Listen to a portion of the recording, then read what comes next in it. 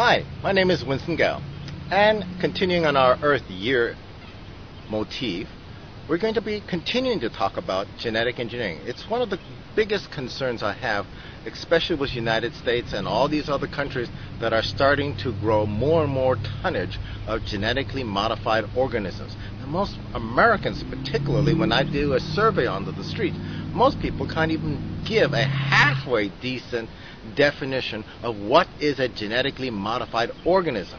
Well, first of all, let's go, what do they look like? Well, they look like corn, they look like tomatoes, they look like the regular potatoes that you've always seen. So just by looking at them, you're not going to be able to tell that they are or they're not genetically modified organisms.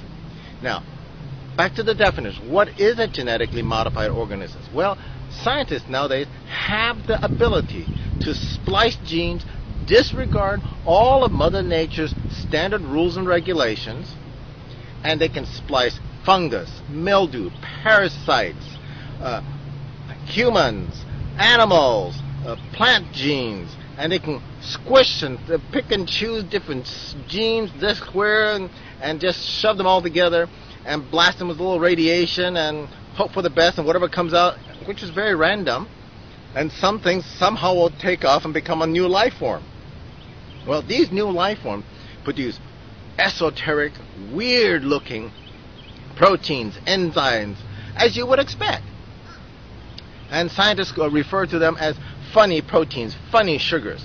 They really have no clue what in the world these things are. Yet, it's already legal, or no laws, no sanctioning, or provisions in any shape or form. Yet it's on your table. 70 to 90% of the American food that's not certified organic is genetically engineered. I mean, this is very serious. If you wonder why there's so many kids that are getting to be mentally retarded, are getting cancer, diabetes rate is going up at a 400-500% for every 10 years or less. I mean, those are horrific numbers. Cancer, which is supposed to be an old age disease, is occurring to young babies and teenagers.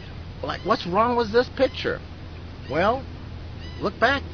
Genetic engineering has not been with us that long.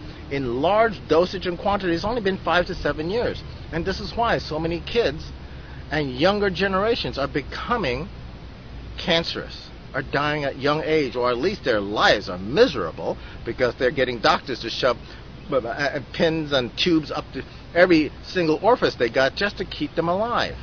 So, on this Earth year, let's have a broad view of what needs to be addressed. And it's a lot of things, more than just regular minor amount of pollution on the planet, but pollution of our food source, pollution of our genes, pollution of other plants and animals' genes, right?